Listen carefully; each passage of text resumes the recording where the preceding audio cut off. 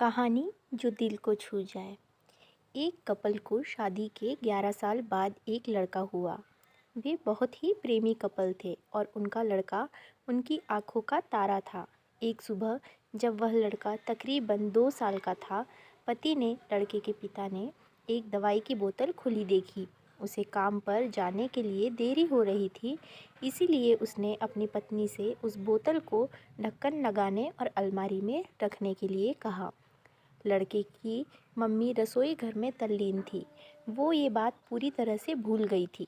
लड़के ने वो बोतल देखी और खेलने के इरादे से उस बोतल की ओर गया। बोतल के कलर ने उसे मोह लिया था, इसलिए उसने उसमें की दवाई पूरी पी ली। उस दवाई की छोटे बच्चों को छोटी सी मात्रा भी जहरीली हो सकती थी। जब वह लड़का नीचे गिरा तब उसकी मम्मी उसे जल्द से जल्द दवा खाने ले गई, जहां उसकी मौत हो गई।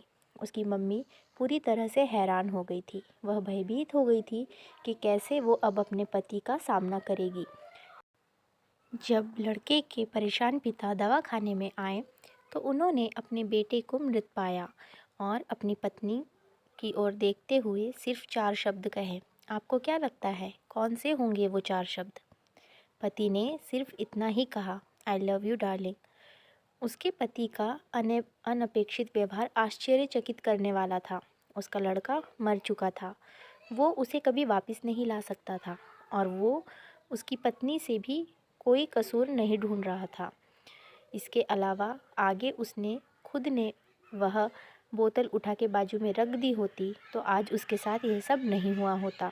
वो किसी और पर भी आरोप नहीं लगा सकता था। उसकी पत्नी ने भी उसका इकलौता बेटा खो दिया था। उस समय उसे सिर्फ अपने पति से सहानुभूति और दिलासा चाहिए था और यही उसके पति ने उस समय उसे दिया।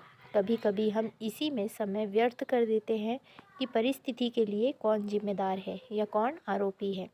ये सब हमारे आपसी रिश्तों में होता है, जहाँ जॉब करते हैं वहाँ, या जिन लोगों को हम जानते हैं उन सभी के साथ होता है। और परिस्थिति के आवेश में आकर हम अपने रिश्तों को भूल जाते हैं और एक दूसरे का सहारा बनने के बजाय एक दूसरे पर आरोप लगाते हैं। कुछ भी हो जाए, हम उस व्यक्ति को कभी भी नहीं भूल सकते जिसे हम प्रेम करते हैं।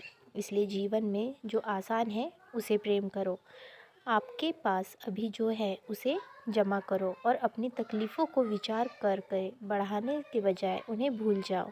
उन सभी चीज़ों का सामना करो जो आपको अभी मुश्किल लगती है या जिनसे आपको डर लगता है। सामना करने के बाद आप देखोगे वो चीज़ें उतनी मुश्किल नहीं हैं जितना कि आप पहले से सोच रहे थे। हमें परिस्थिति को समझकर ही लोगों के साथ व्यवहार करना चाहिए और लोगों को कठिन परिस्थितियों में उनका हमदर्द बनना चाहिए। तो फ्रेंड्स, आपको यह कहानी कैसी लगी कमेंट करके ज़रूर बताएं और ऐसी ही स्टोरीज़ के लिए चैनल को सब्सक्राइब ज़रूर कीजिए और मराठी स्टोरीज़ के लिए मेरे चैनल चित्राज़ वॉइस को सब्सक्राइब ज़रूर कीजिए। इसकी लिंक मैंने डिस्क्रिप्शन बॉक्स में दे दी है। धन्यवाद।